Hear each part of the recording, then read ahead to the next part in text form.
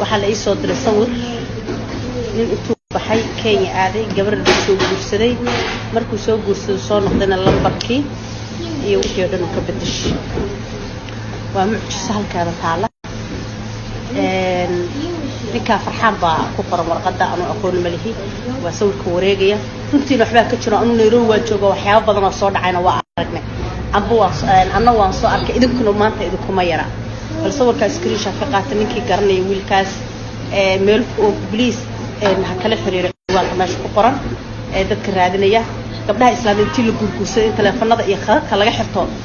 waa waxa dhaqan nagu cusub weeyaan hore ahaan jirin xasbunallah wa ni'mal wakiil ilaah baa waxa ka magan galnay dhaqan iyo caadi iyo diinta la maleeyin please screenshot ka qaata hal raadiyo ninkaas hala share garay sawirka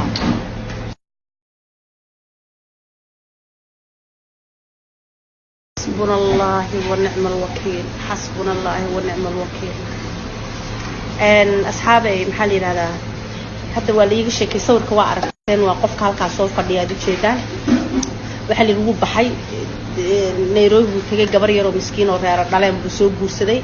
مركو الدنيا يسوي صار لما يستنصون قلنا أدريس كي تلفون ندي يحيل إنه كبد الشيء and it's really disgusting very disgusting أدبان وقف معي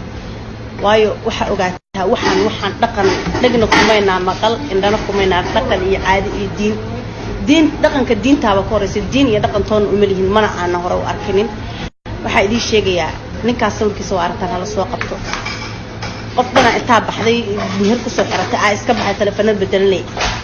that is disgusting sida guriga gudda adreeska bedelanay warniyo ninkaas soo qabto